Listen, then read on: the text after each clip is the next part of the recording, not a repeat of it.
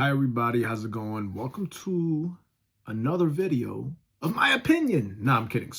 No, I'm not really kidding. I'm being serious. It's my opinion, but of course, taking it with a grain of salt.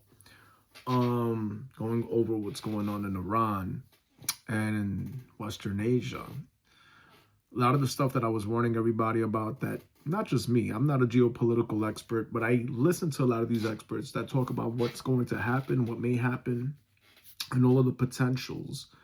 And I feel that a lot of those potentials are already occurring in different phases and levels, right? We're scaling up in escalation, going up the escalation ladder, as they say. Iran has the United States by the balls. The United States launched a war of aggression, a war of choice that is illegal. And unfortunately, we're going to have to bear the consequences of that, right? Every tit for tat, eye for an eye, lex talionis type of mentality and action is basically getting us into one of the worst economic depressions, possibly bigger than the Great Depression, right?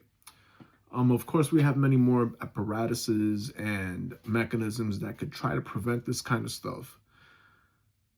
But for me, the way I see it, all the quantitative easing, all the bailouts, all that good stuff, it's not really going to work. Why?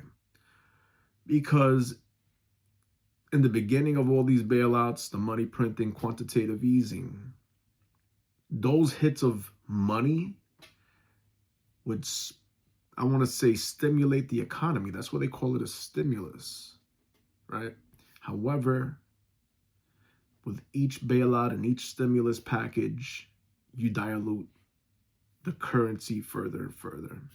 What happens with that? You need more of the currency to purchase items. What is that called? Inflation. With inflation comes the need to burn cash somehow.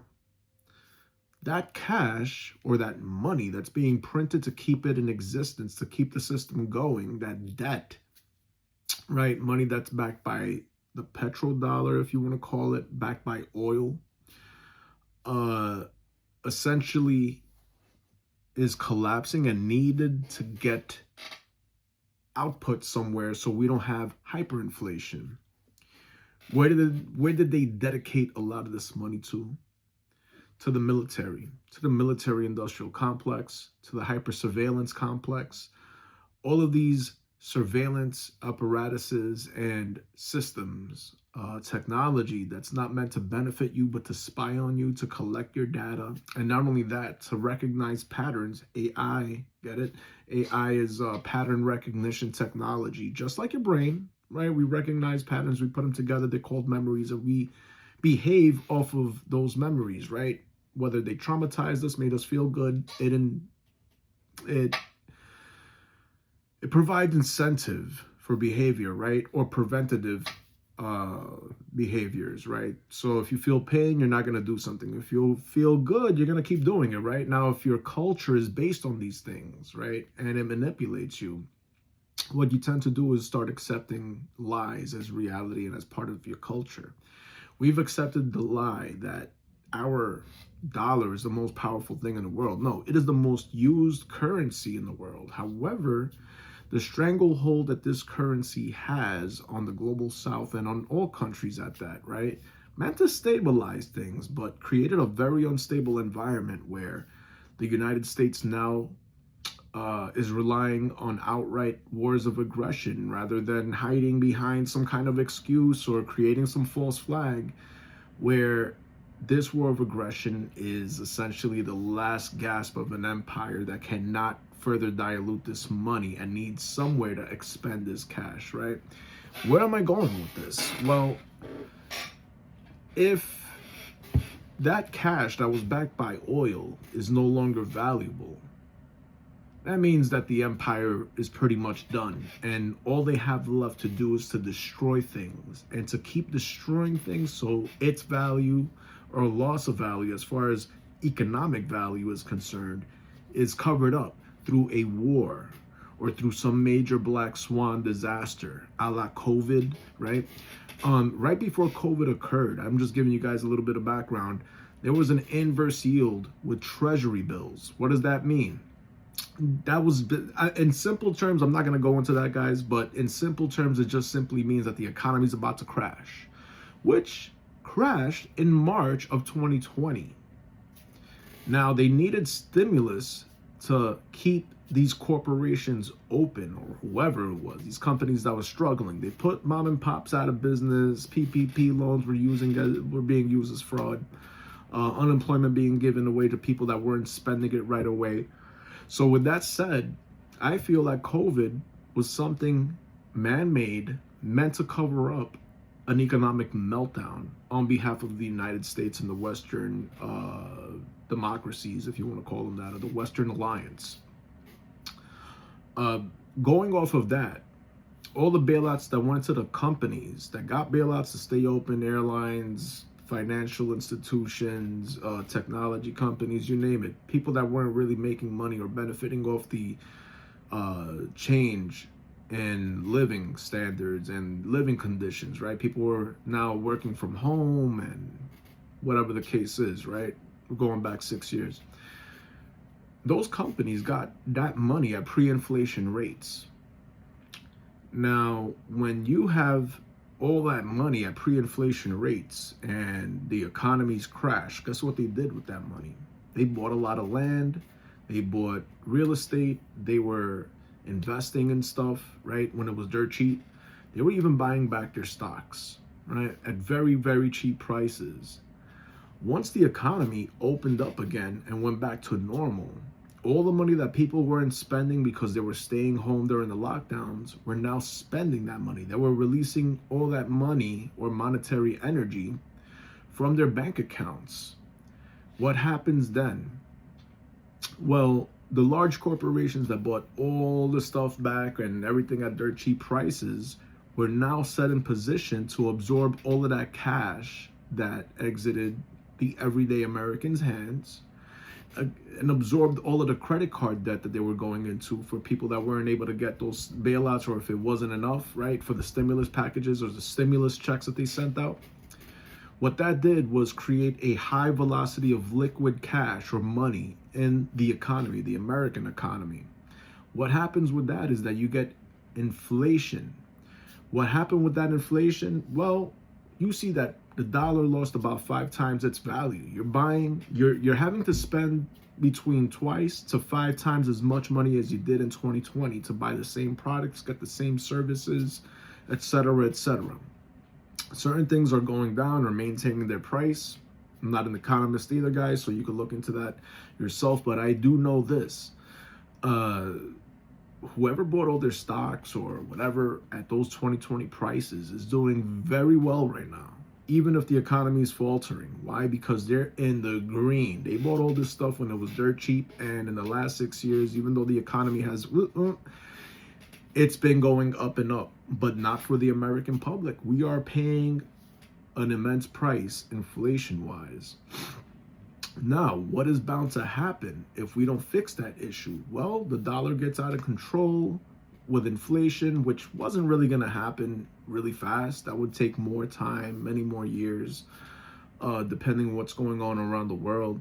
Of course, we have the war in Iran, which is affecting, again, the petrodollar, what our dollar is backed by and what gives it its economic power. All countries have to trade in dollars if they're going to buy or sell oil.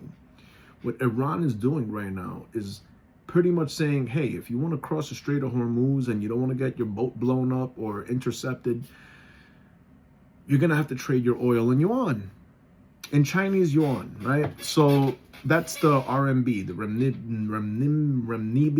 I'm not mispronouncing it, but the RMB, aka the yuan, the Chinese currency.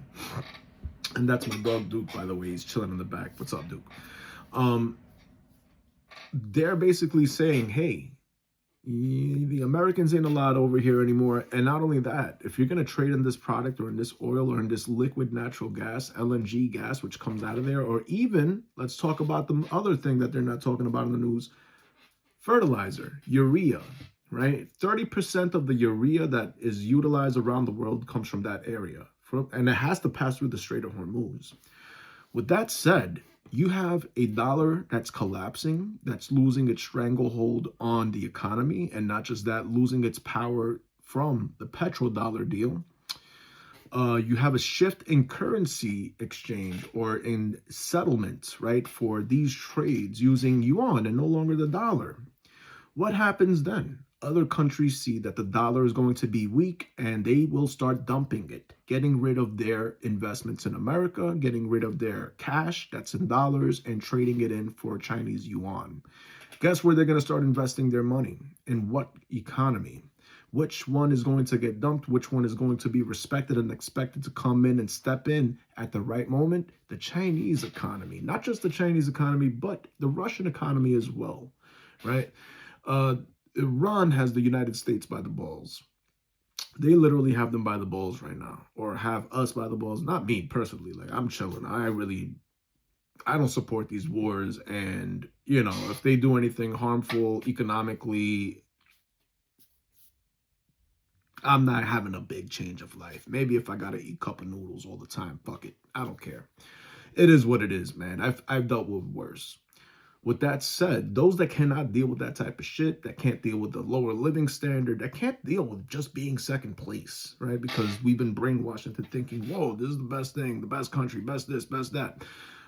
We have the best weapons, the best blah, blah, blah, blah, blah, blah, blah, all the bullshit that you hear from fucking propagandists. Sorry to say it like that, but that's what it is. They're lying to you. They're telling you that you don't need education, go get trade jobs, and just don't criticize the government or anything that we do because this is to protect your freedom and to make you money and blah, blah, blah, blah, blah, blah, blah, blah, blah, bullshit. Because you're still paying a shitload of taxes to a country that is throwing your tax money or your money that should be going back to you or being reinvested over here to other countries. And not just to other countries. They're giving themselves this cash because they produce the weapons being sent to these countries on loan, right? That's how we basically buy these countries up through security, fake security, right? And have these military industrialists, pharmaceutical companies, and all those that supply the military with all their hardware, software, and anything that they wear uniform-wise, weapon-wise, right? It's not just the weapon systems, guys. Think about the food companies, all the shit that they have to fucking do to supply their supply lines, right? It's a lot of money. Now, think about this. What if we invested that money over here, right? It would produce a way better society. People would be much more educated. Much more education means much more, I want to say, observation of what the government is doing because now people are aware of their rights. They're no longer accepting propaganda. They may be offended by some things that the government does, but which government doesn't do any bad things, right? There's no such thing as a perfect political system or a government or a perfect economy. However, you do have rational thinkers. And when you have irrational leaders, that do not listen to their population, you're going to have an irrational society that no longer knows where to go. They're headless chickens. They're following propaganda, but the reality doesn't match the propaganda that they're following. And therefore, they're going to have a terrible opinion and start supporting things that normally they would not support if they were rational, if they were educated. That is why education is not beneficial for the ruling classes. With that said, right? I'm not saying trade jobs are bad or city jobs are bad, but when you take these jobs, you're essentially performing a task. It may be something you love to do, but when you don't think about anything outside of that task or outside of that profession, you are limited in your thinking. I don't care what it is that you do. You could be a doctor, but if that's all you think about, then you're very limited in your thinking. You have to have a wide variety of interests and things that you interact with and engage with to learn more about the world, about yourself, and also about others. And if we fail to do that, we start judging people stupidly. Why do I say stupidly? Because you did not educate yourself on these cultures, on these people and their way of life or whatever the case is, and why they feel a certain way about certain countries, including ours, right? If you start to understand people, you start to say, hey, maybe I'm the asshole. Maybe I'm the one that's doing the bad stuff to people and I got to chill the fuck out. The United States cannot do that because it will destroy their system. Therefore, they have to have a society that thinks the same way, behaves the same way, but they are not aware of their behavior. They just feel that that's being nationalistic and patriotic and basically showing support for a very evil system. So if you think about or wonder how the Nazis were able to get brainwashed into going to kill millions of Jews, millions of Europeans, and also marching into their death into fucking Russia and getting frozen to death and blasted back to fucking Berlin, right? And taken POW and thrown in gulags for the next 15 fucking years. Meaning from 1941 to 1956, right? That happened. That happened to a lot of German soldiers. They were fucked. Now, we're putting our men and women in the line of fire. We're putting our men and women in danger. For what? For who? Wait, there's a tiny little so-called democracy that's actually an apartheid state in the middle of all of this mess that's getting blown up left and right now by Iran. Guess what that country's called? They're attacking other people and they're committing a genocide, right? With that said, who told Donald Trump to attack Iran? Was it the American public, right? Was it maybe perhaps his kids? Was it Jared Kushner? Was it Steve Witkoff? Was it Joe Kent, who just resigned, a fucking 11-time deployed special forces member whose wife died fighting ISIS, who, by the way, Iran helped fight ISIS. Iran did not create ISIS. Iran did not create Al-Qaeda. Iran did not create Hamas or Hezbollah. These organizations, first of all, we cannot even put them all on the same page or mention them all in the same breath, which I'm sorry, just did. Two of those are resistance movements. The other two are terrorist organizations. Guess which ones are which? Which ones were fighting who? Well, to inform you all, Hezbollah and Hamas came into power or came into existence fighting against the Israeli occupation as a resistance group. They have never attacked Americans. They have never attacked America. They have never planned to attack Americans or America. Guess who actually attacked America out of those groups? Well, we have Al-Qaeda, right, who supposedly attacked us on 9/11. Now we have the Epstein files kind of bringing up questions about that. You have the 9/11 Commission report, that fake-ass fucking report with a bunch of redactions as well, just like the Epstein files. You have the dancing Israelis, the 5 dancing Israelis. You have CIA reports of them having foreknowledge of this attack. Even William Cooper came out and said, hey, they're going to blame Osama bin Laden for crashing airplanes into a building. Don't believe one bit of it. It's all bullshit. And bin Laden did not take any responsibility for that attack, which usually terrorists do. They say, hey, we did this shit. We're responsible. Fuck you. What you going to do about it? He ain't do none of that. So if the dude was really bad about it, that wasn't showing me any proof of that. That's just showing me that the dude actually probably didn't have anything to do with it, number one.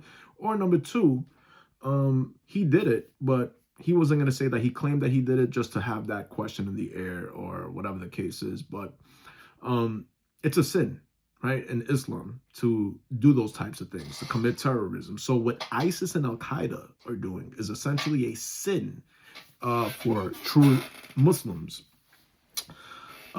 You cannot kill people to convert them. That is not Islam, right? That is not a rule, Sharia law, not in the Quran, right? There's plenty of rules in the Quran which they talk about, which we consider Sharia law, but that Sharia law stems from the Old Testament and the Bible, which Jewish people read, right? That's part of their religion. It's also part of the Christian religion. The only difference between those three religions is that Jewish people do not believe in Jesus Christ. They believe that they're going to have their Messiah come back in the Armageddon, which is possibly happening right now. Their Messiah is supposed to come back, which Christian nationalists believe is Jesus, but the Jews do not believe that that's going to be Jesus. They think it's some other guy or girl, whatever it is, right? Islam believes in Jesus Christ the same way Christians do, and even have a chapter dedicated to the Virgin Mary. They speak about all the angels. They speak about all of the prophets. They do not speak ill about Jesus. Jesus was a prophet for Islam, right? And to disrespect Jesus is to disrespect Islam. Now, what am I trying to say about this? Do you think ISIS or Al-Qaeda are pretty much Jesus-fearing or God-fearing people, or they're just sicko maniacs using religion to carry out these atrocities. And for who are they carrying out these atrocities? Again, religion is being used as a political tool. Who else is using religion as a political tool to kill people? The Israeli government. The Israeli government is creating more anti-Semitism than stopping it.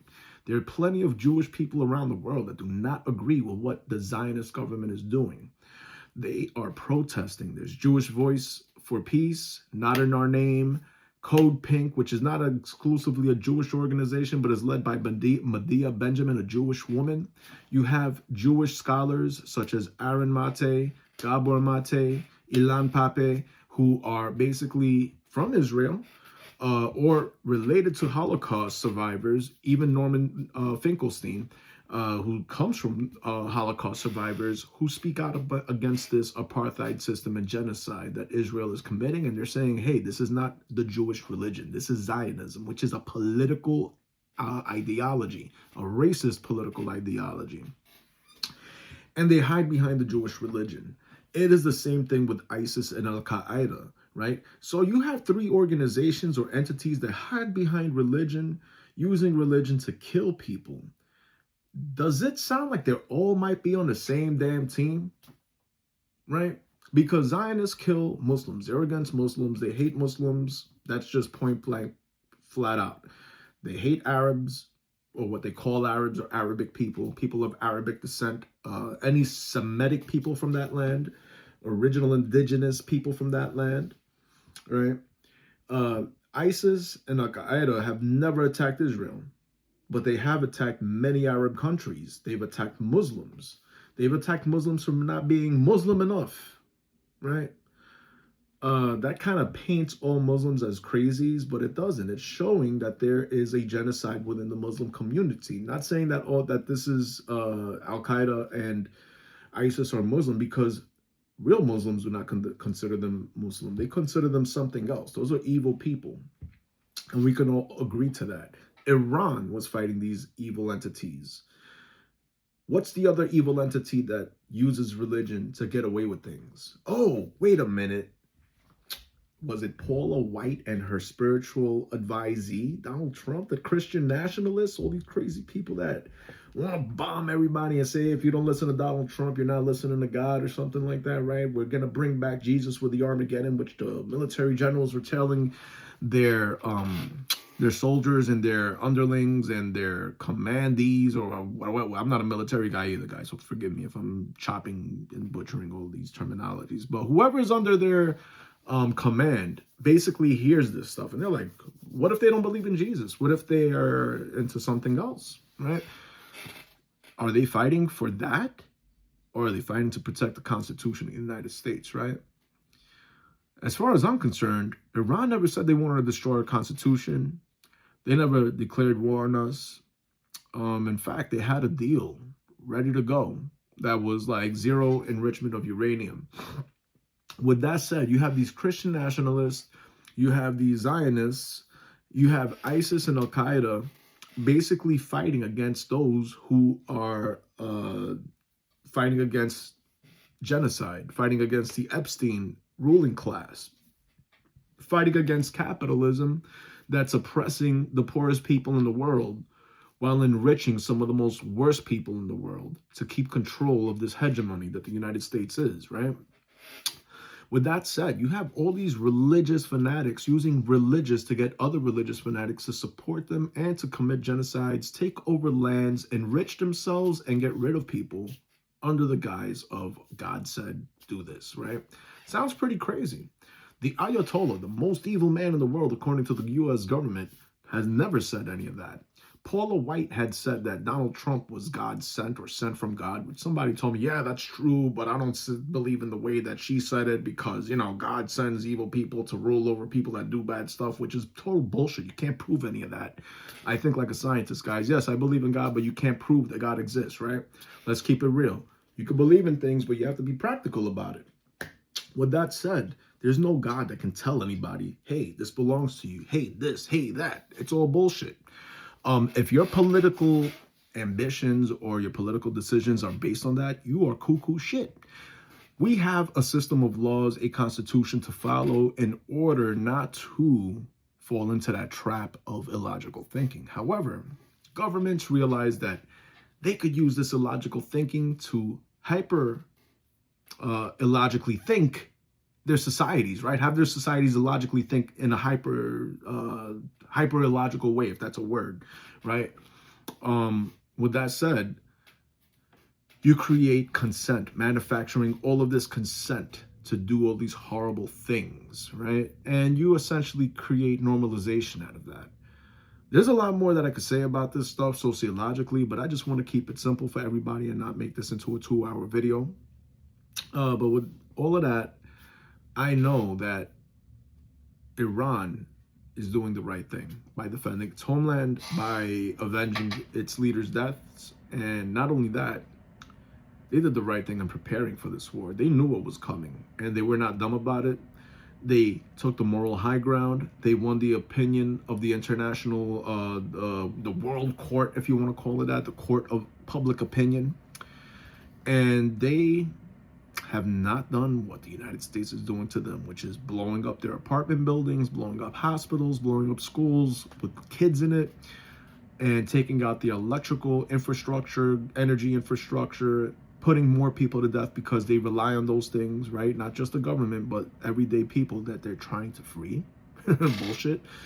That the monarchists are celebrating, right? These people that support a monarchy in Iran are celebrating that this is happening. Who the fuck celebrates their own country getting bombed? I don't know, right? All right. I actually need a little smoke break, everybody. So I'm going to smoke a little bit while I talk to you. But with all that said, right, have you heard about Iran bombing a school or committing a genocide? Right? They usually say that there's no women's rights in Iran. However, I believe it's like 70% of their population has college degrees of some sort. And another major part of that population has PhDs or master's degrees. And a major part of those degree holders are women, right? There's plenty of women in their government, and the STEM fields, scientists. A lot of Iranians are quoted, and their research is used for other research, including Arakchi and the man that just passed away, Lajani, I believe, or Lajani, Ali Lajani, if I'm not mistaken. These guys are smart. They're not dumbos coming from a privileged family and just rambling about bullshit and how fucking stupid people are. They're talking about real stuff. They're educating their people. They're feeding their people. They may be a little hardline, but what government, it doesn't have to be hardline. There has to be some kind of hardline within a government in order for it to be a functional government, right? Some kind of fear to instill in people. Not all governments are going to be nice, and you have to instill some kind of fear. I'm just saying, right? With that said, you cannot bully a population. You have to know that there's repercussions for certain types of behavior, but there is no bullying allowed. What the United States is doing is trying to rule by bullying. And in the international order, in this world of international rules and order, there's no more predictability. Actually, there is. They could predict that the United States is going to be highly irrational. And not just highly irrational, they're going to make stupid decisions, which means that we're losing power on the world stage. We're losing political and diplomatic power, right? We're losing any kind of respect that we had on the world stage, and the world is just gonna watch us sink. They ain't gonna give a fuck, because we've watched so many countries sink. We've destroyed so many governments. We've fucking killed so many people.